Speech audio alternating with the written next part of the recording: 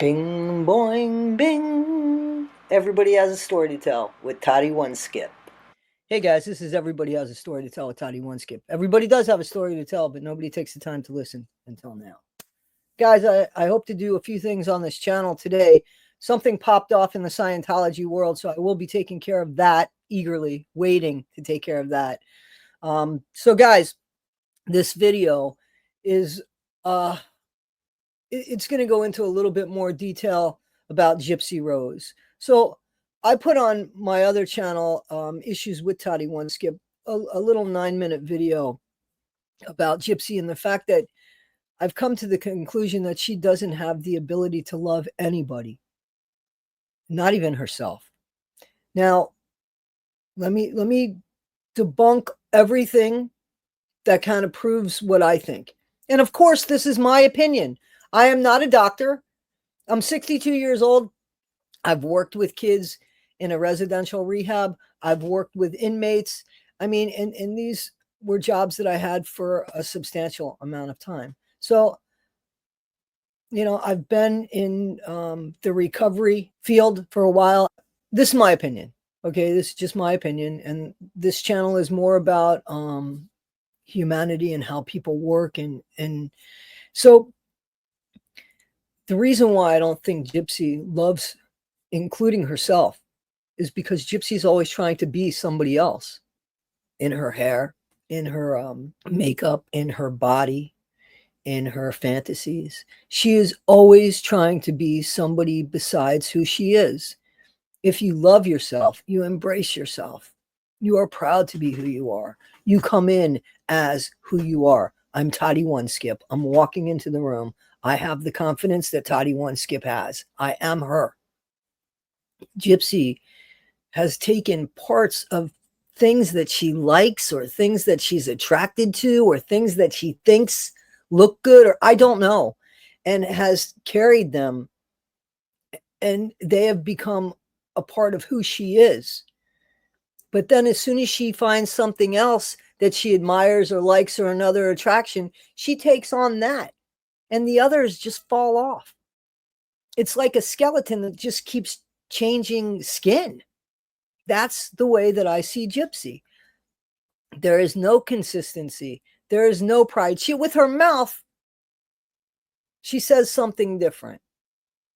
But with her actions, and they are so consistent, they are so inconsistently consistent, that shows us simply she doesn't know who she is.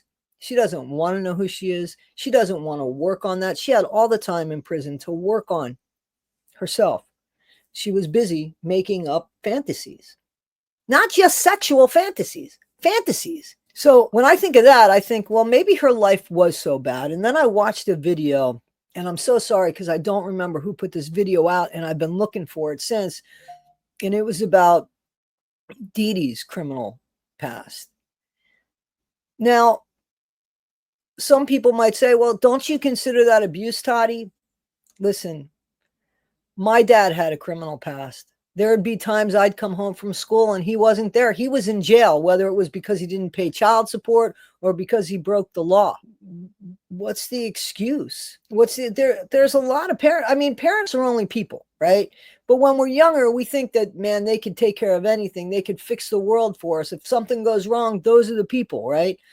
Gypsy's mom, she did do that for her. She just wasn't very smart, I guess, about it. But she did try. She did try, right? So is that what makes Gypsy think she's somebody else? Because we see videos and we see pictures of a child that was adored and loved. A child that went, and even as an adult, but from childhood, basically. She was, according to the video that I saw, Dee Dee did say that Gypsy had all of these symptoms that I don't think Gypsy had. I don't think they showed up on anything of the medical reports. You know, I think that there was a grift going on. Always said that there was a grift. It was malingering. I don't think Dee Dee was making Gypsy sick. And I think Gypsy knew everything, because it's come out that Gypsy knew everything. It just, she's told on herself, guys. She is told on herself. That's why Gypsy's stories always change. I think she honestly can't remember what she says, because in that moment, I think she thinks she's telling the truth. In that moment, it's like she's in another personality. And I don't mean like Sybil. I don't mean like that. I mean something that maybe I can't even put into words. Maybe somebody in the comments with a degree can put into words. Maybe there is a gray area between a Sybil with a personality disorder and a person without one. Maybe there is a gray area where there is just fantasy that doesn't really click in, but you don't really live your life in a second or third or fourth or however many personalities. I forgot that Sybil had, what, 12 or 24 or something like that. So the question here is Gypsy. What made her? I could see where perhaps her mom might have told her things about her dad and how her dad went to this other family and rejected her. So I could see, and I give Gypsy the benefit of the doubt. I don't know that that happened, but I give her the benefit of the doubt because I know through divorce and new families and jealousies that often things are said in the home that the kids hear. And when that anger and hurt comes out in a parent, unfortunately, sometimes it comes out in the child. Gypsy and Dee Dee were very close, very close, too close, because that's who they had, right? That's who they had. So some people, like I hear Brie right now, well, Toddie, don't you consider that abuse? You're looking for me to give you an excuse to why Gypsy unalived her mom. I will never be able to do that. I will never be able to do that. So I will never be able to find a reason or an excuse to why Gypsy just couldn't leave. I won't. Because I don't know of any diagnoses which allow somebody to unalive their mom when their mom is bedridden and could never catch up with you, could never, ever catch up with Gypsy. Just couldn't catch up with Gypsy. So she could have left at any time. She could have called the police. She could have done anything. Was she so confused that for 2 years she plotted to unalive her mom? No. What she did was she made up a scene in her head, which I believe, again, and I've said this was not the way this was supposed to shake out. I believe that Nick was supposed to be unalived at that scene because Gypsy never had a return ticket to leave with Nick. Nick had his return ticket. Gypsy planned everything except her escape. How does that happen? Of course, that didn't happen like that. Here's what we know. When Gypsy wants something, she uses her body. She rewards with her body. She entices with her body. Where'd that come from? I'm asking, do you think that came from Dee Dee? Where did Dee Dee do that? I don't think that came from Dee Dee. I think that that was something that was in Gypsy. I don't know if it's part of the micro deletion. I don't want to blame everything on the micro deletion because I don't think it is. You know, is it because somebody was stuck in a house supposedly? Well, we know she wasn't stuck in the house. We've seen so many pictures. We know she had friends. We know that she reached out to people, and we know she spoke to people. We know she had conversations online. But how did they get to actual conversations? Who did that? Where did that come from? Now, some of you might go back and say, oh, it was the grandfather. Remember the story about the grandfather, Toddie? Well, let's play out that story. Supposedly, Gypsy said that, well, the grandfather said that what she touched him and he didn't. Okay, so that's what the grandfather said. But she said that she was physically and actually abused by him. Now, she didn't say that at the beginning. We didn't hear any of that. We only heard that stuff, I think, in the book, if I'm correct. And we also heard how protective Dee Dee was over Gypsy and how she'd get out of the bathtub with her dad and then put Gypsy in the bathtub. There's so much falsities here that it's really hard to get to what the truth is and if we'll ever know what the truth is. But here's clearly what we see. Gypsy has no love that we would call love, right? That we would call, even when you break up with somebody, you still have some sort of respect for the relationship, right? I mean, unless you're out there trying to defend everything that they've done and said, you still have some sort of respect for the relationship. Gypsy doesn't have that. Gypsy doesn't have any loyalty. I said in the last video that it didn't matter whose name was written as far as the correspondence from the emails from the jail went, because anybody's name could have been written and it would have been the same thing. Like, I didn't find any exclusivity to Brian's email, to Ken's email, to Ryan's email, to the Italian guy's email. Like, I just, everything was basically the same. She told them what she wanted them to hear in the moment of what she wanted them to hear in her own world. She definitely walks around in her own world, because think about some of these moments. I want you to just think about some of these moments. She's getting ready to marry Ryan. And what is it, 2 weeks before? Like, I think that this is an agreed story. 2 weeks before, she says, what if I wanted to sleep with Ken? Or what if I wanted to? Now, in what world would anybody have the audacity to ask that? And then to continue to go ahead with a wedding that now we can blame Ryan. Because if somebody says that to you, and we know because we saw it on the show, so we saw you say, babe, we're getting married. I mean, at this point, you should have said, babe, we ain't getting married. If that's the way you feel, we ain't getting married. So Ryan can take responsibility for that. But where does Gypsy come from with it? What was she trying to do in that moment? Push him away? See how far she could push him? Mess with his head?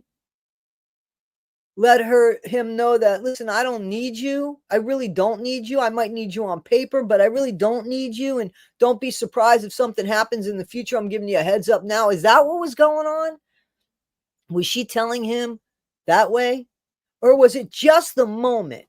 I'm asking. I really want to know what you guys think. Because in these moments, she seems to think that it's okay. She never connects the moments. She'll lie horribly, right?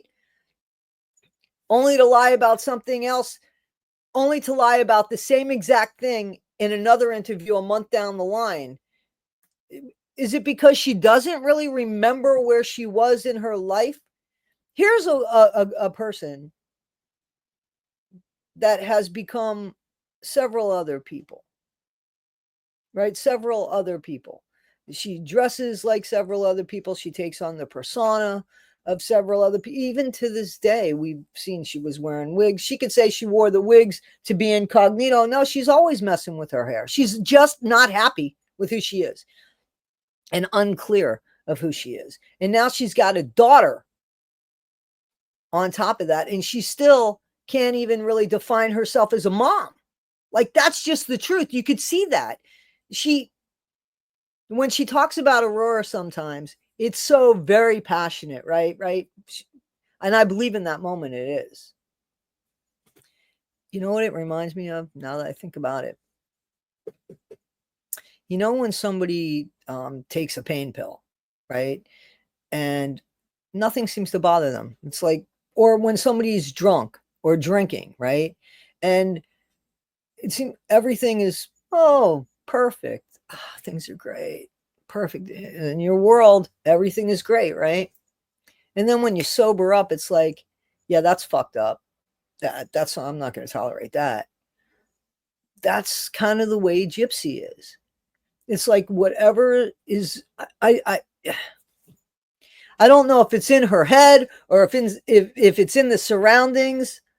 Because the normal average bear wouldn't go into being so close with somebody. First of all, how do you use somebody? Because now I'm like thinking, well, wait, and I understand that this is the way the video is going, but again, this channel kind of really talks about human nature. So I'm focusing on that. So when I'm sitting here saying to you and I, guys, I don't write a script, you know, I just riff. But these are thoughts. So I ask you guys, seriously, I'm asking you guys, how does she go from spending so much time with Rachel Garlick? Okay, let's go there. Spending so much time with Rachel Garlick to where her child is named, takes the name Rose as her middle name from Gypsy. That's what Rachel does. She names her daughter after Gypsy. We know this. Gypsy also accepts visits from Rachel's family because Gypsy doesn't have anybody visiting her. So Rachel, after she gets out of prison, she can't visit Gypsy, but she should be home with her family, especially on weekends. She's sending her family to visit Gypsy because that's her close friend. That makes sense. You feel for somebody, that makes sense. Gypsy didn't do that. Gypsy took the visits and took everything Rachel was doing for her until she didn't need Rachel anymore. What happened there? And that's Gypsy's life. She did the same thing with Nick. She's done the same thing with Ryan. She's basically doing the same thing with Ken. She doesn't take anything with her. Look at what she did to her mom. She doesn't take anything with her. And then think about it. She has the ability to just keep going like the Energizer bunny, leaving destruction behind her with a propeller, chopping and chopping and making these people chum, like I said in another video, for the real shark or the real catch, whatever that real catch is. Because Gypsy can't stay in the moment. The moment always changes. I think the most consistent thing in Gypsy's life, seriously, is her adoration for Taylor Swift. And I don't mean that as a joke. So those people that spit coffee out of your mouth, I didn't mean that for that. I'm really trying to think of something. And X, she's playing now with somebody. You can bet. You can bet we're going to hear later about this other person that happened, that's going on right now, because as I've said before, the behavior, the issue, whatever it is with Gypsy, it's just, it's not real. It doesn't exist. You can't count on that. You can't. You've seen her throw people under the bus because they didn't get their story straight or they were just merely in the way. Like she takes, again, it's just like putting on a different skin and going out. So, you know, I don't want to diagnose anybody. I have several diagnoses for this in my head, and I have one clear diagnosis for this in my head. But again, I'm not a doctor, and there's a lot of things that are coming out now and diagnoses that's been changed for things and such. But the main question, the main question that I want to know is, who is Gypsy Rose? I don't think Gypsy could tell you who Gypsy Rose is. She's somebody that shouldn't have gotten out of prison. That's for sure. That's 100% for sure. So guys, tell me what you think. It's a conversation. This is Everybody Has a Story to Tell with Toddie One Skip. I am Toddie One Skip. Tell me, do you think that Dee Dee is responsible for her own unaliving? Do you think that Gypsy in her mind is so screwed up? Where did that screwed up come from? We haven't heard about that. That's the problem. We haven't heard about where that screwed up has come from. The fact that her mother made her her world, the fact that Gypsy was incredibly spoiled. Still, her mom seemed to genuinely care about people and inconvenience herself for people. Gypsy doesn't have that in her. Gypsy just uses people for whatever scenario she has in her mind at that moment. That's who she is. That's what she does. The world, it's more than a narcissist, because again, I'm sure there's a bunch of diagnoses, but it's more than a narcissist. Maybe thinking that the world revolves around you, we could blame that on Dee Dee. But then when you were out in the real world and you saw that it didn't revolve around you, and you just pushed and pushed and pushed, and you didn't even care what people were saying or laughing about, and you still don't care, Gypsy. You are a puzzle. Again, guys, this is Everybody Has a Story to Tell with Toddie and Skip. Everybody does have a story to tell. Nobody takes the time to listen until now. Thanks, guys. Thank you for allowing me to be part of your day. I appreciate you. Bing, boing, bing. Everybody Has a Story to Tell with Toddie Skip.